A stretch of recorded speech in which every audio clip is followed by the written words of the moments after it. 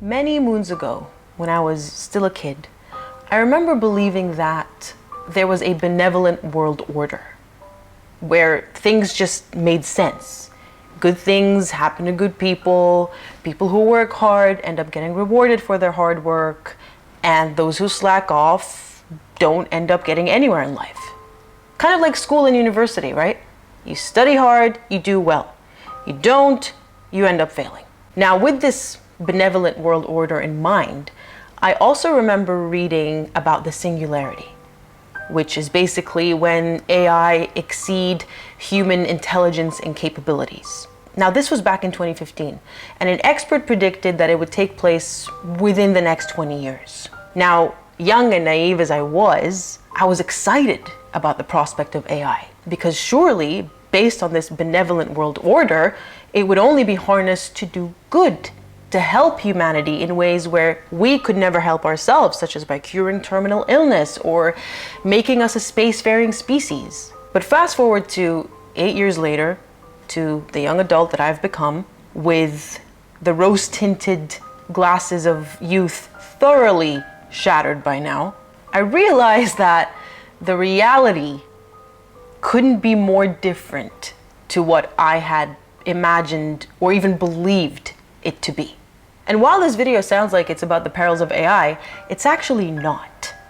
It's about the perils of those who created it, humanity, specifically the elites and the seemingly limitless greed that plagues them, thereby hurtling the rest of us further into the great divide.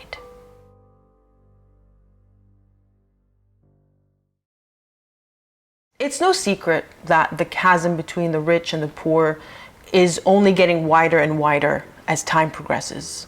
And that's because, as you all probably already know, it's by design.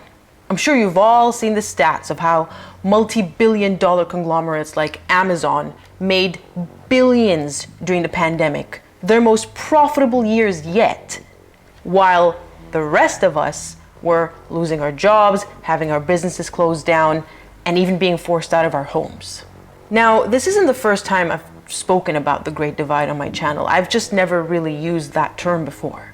But for regular viewers, in almost every video where I call out the antics of Meghan and Harry, for example, there's always this underlying message of the bigger picture, which is basically the age-old problem of the haves and the have-nots, the out-of-touch elites who make too much money to ever have to worry about themselves or even their children, and who are trapped in their privileged little bubbles, too selfish and myopic to see anything beyond their own noses.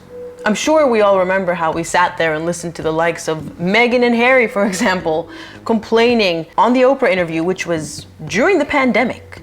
Most of the world was still in lockdown by then and still reeling from the effects of it. And they still somehow thought it was fitting to whine and complain in front of millions of people about their lot in life. Ironically, as they were sat in what looked like the Garden of Eden.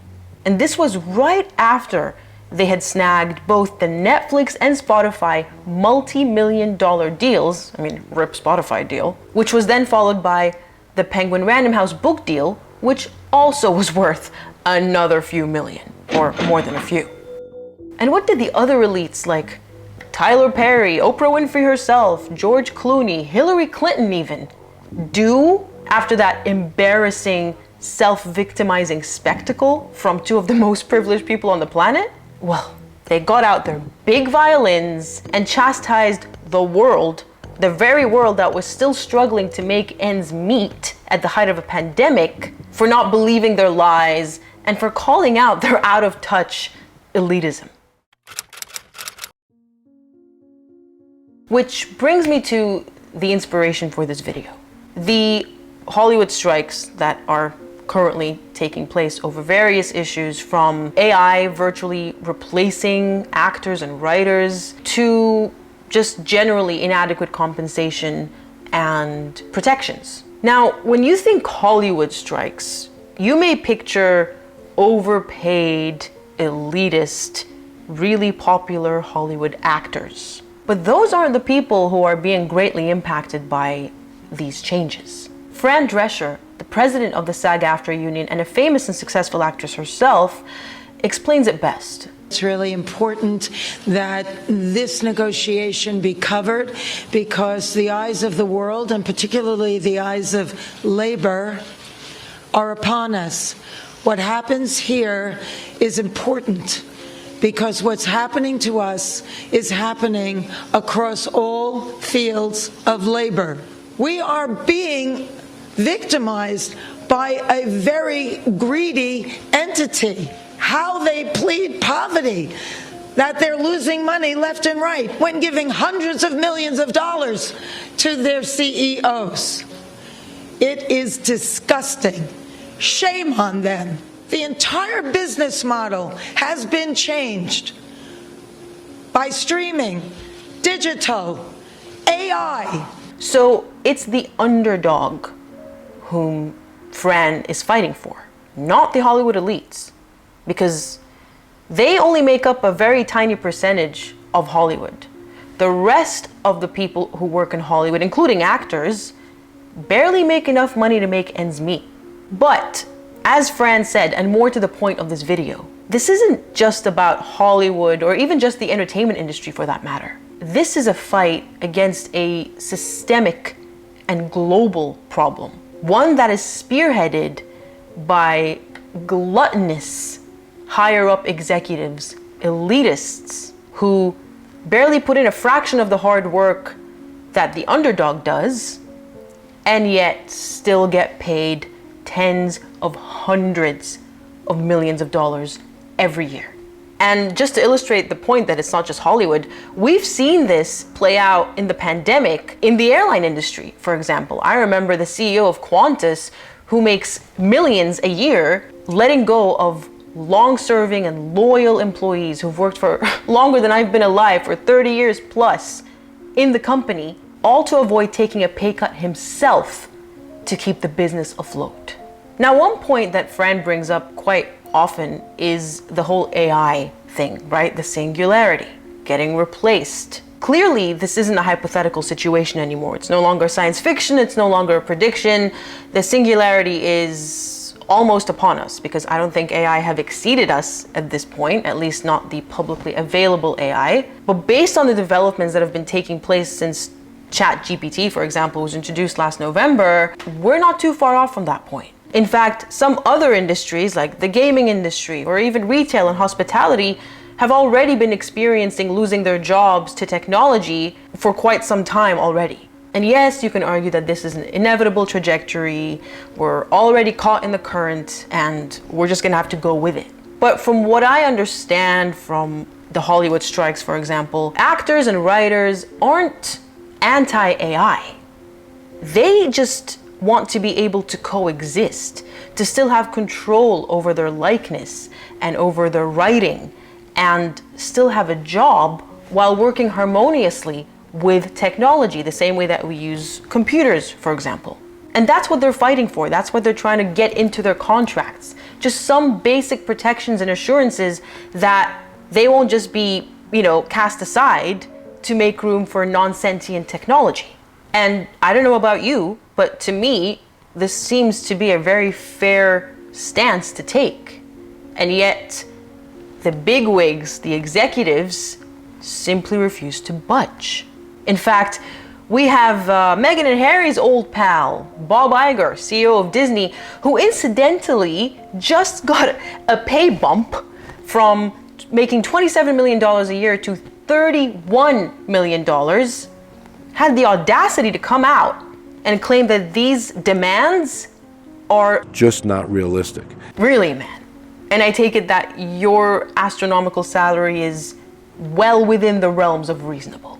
And because the elites always love to prove that they could always be worse, another Hollywood executive allegedly came out and said that he wants the strikes to keep going until these actors and writers who already barely make enough money are bled dry, find themselves out in the cold, homeless and hungry, so that they can then come back to the table begging for scraps.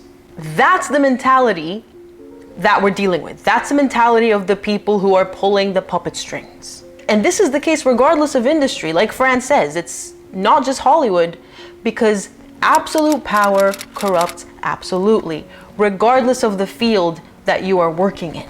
And from my observation over the past decade of shedding the cocoon of youth, those who seek power are usually the ones, or always the ones, who are least equipped to handle it. Now, some might say, oh, these Hollywood types only speak up when it affects them. Other industries have been rioting for years, etc., which is true, but unfortunately, that is the human condition, for the most part.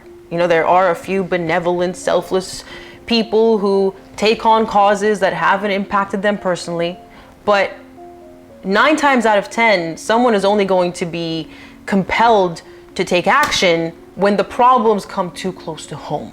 So while Fran Drescher, for example, is a product of Hollywood and I believe is a multimillionaire in her own right, at least she's doing something about it. At least she's out there in the front lines fighting for her people.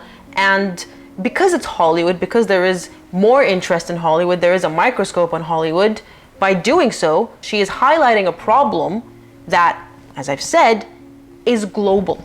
And so if results take place in Hollywood, if people from other industries see that Hollywood strikes have been successful and people are getting compensated and protected, then perhaps other industries would be motivated to do the same until they get the same results. At least Fran Drescher worked hard for her keep. I mean, that woman writes and produces and acts and, you know, she's a one-woman show. She's someone who actually knows what hard work looks like and expects people who work as hard as her to be compensated. Unlike another former actress who is more than happy to cozy up to the Bob Igers and the Gordon Gettys of the world, all while she's raking in millions from the very perpetrators of this problem. I'm talking Disney, Netflix, Spotify, all in exchange for barely any work on her part. Yes, I am talking about Meghan Markle, because the Meghan Markles and the Prince Harrys of the world are definitely a part of the problem. If you'll recall from a few weeks ago, over 200 employees lost their jobs at Spotify because greedy executives, higher-ups, decided to throw millions of dollars at other greedy elites like Meghan and Harry. But rather than fix their mistakes, their poor investment choices by taking pay cuts out of their million-dollar salaries, they decided to let go of 200 people who are probably still, at least some of them, without a job at this point. There's also the fact that Meghan herself was once, or arguably still is, a D-list actress slash Hollywood wannabe who was a former, or maybe even still is, a member of the SAG-AFTRA union. I think she conned her way into the membership too, if I remember correctly. I was such a fraud. Now here's the deal.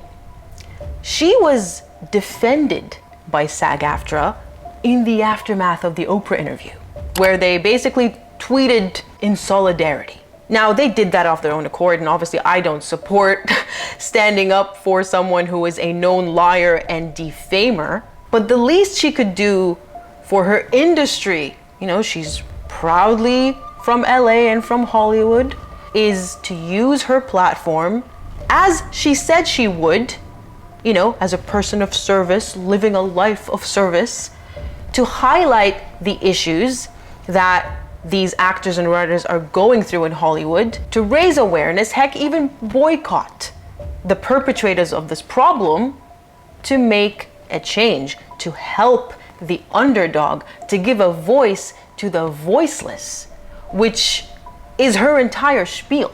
And this is someone who presumably grew up on sets, according to her own recounting of her life, where she befriended the crew, not just the cast. The writers, one of her favorite people on the planet apparently was Aaron Korsh, the writer of Suits. Well, it's the likes of Aaron Korsh who are in jeopardy right now. And instead of being out there or, just taking a stance, we get yet another pap stroll of her prancing around with her dog, and by dog I don't mean Harry, in a market that doesn't even allow dogs. I mean, talk about elitism. If it was just your average person like me or you, and we showed up at a market that doesn't allow dogs with our dog, we would have been denied entry and kicked out stat. So I find it quite interesting that Little Miss Activist here is conveniently silent on the matter, given that her Netflix deal is still very much intact and she still stands to gain from it. So I think she's shown where her allegiance lies. And we've seen this before with Meghan and Harry. Remember that whole Spotify, Joe Rogan COVID misinformation controversy where they still had their Spotify contract very much intact, can't say the same today, and released that inane, vacuous statement about misinformation when they were the king and queen of misinformation, but were otherwise happy to continue raking in the money from Spotify. So they can talk the talk from the lofty heights of their private jets and the extravagance of their 16-bathroom mansion, but when push comes to shove, all we get is crickets. At least at the time of filming this video. If they release a statement and this video comes out, well, my stance really doesn't change because, again, they'd just be serving up word salad and still raking in the money from the likes of Netflix. Because they are the benefactors of this corruption. They are part of the elite club. So much for a life of service. I've said this before, but more like a life of self-service.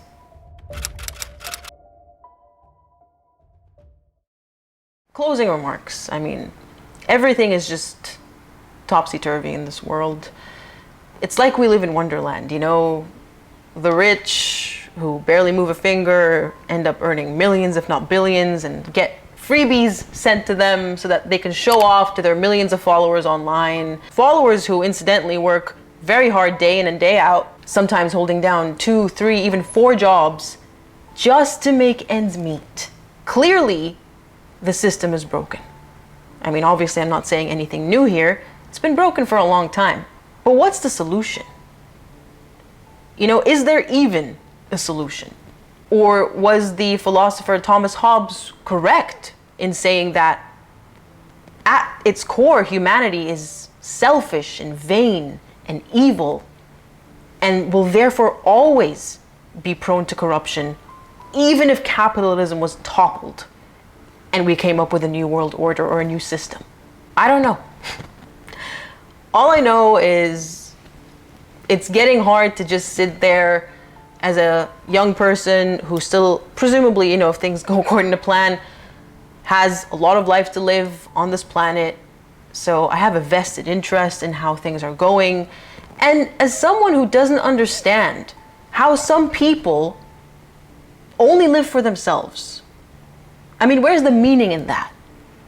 Where is the purpose in that? Where is the satisfaction in that? Personally, if you must know, because I know I'm going to get, oh, well, what do you do in your own life to make people's lives better? Well, for me, it's in the form of military service and pro bono legal work. It's what I can do. It's within my means. And I'm not alone. Many people who are not in the 1% club are actually the ones who are doing the work to make this place worth living in. Not just for us, but for future generations. And then you have people who have more money than you could even, comprehensively think of. Like Jeff Bezos, for example. And I understand it's his money and he's earned it and no one else is entitled to it. But that accumulation of wealth, with just one person, and they still don't feel the need and aren't driven, by the human in them to help out. It's crazy because we created money. We invented money. It's not a natural resource like oxygen or water or food that we are biologically driven to covet and need. Yeah, that's just my 2 cents. Sound off in the comments below, and thank you for coming to yet another one of my TED Talks. Adios.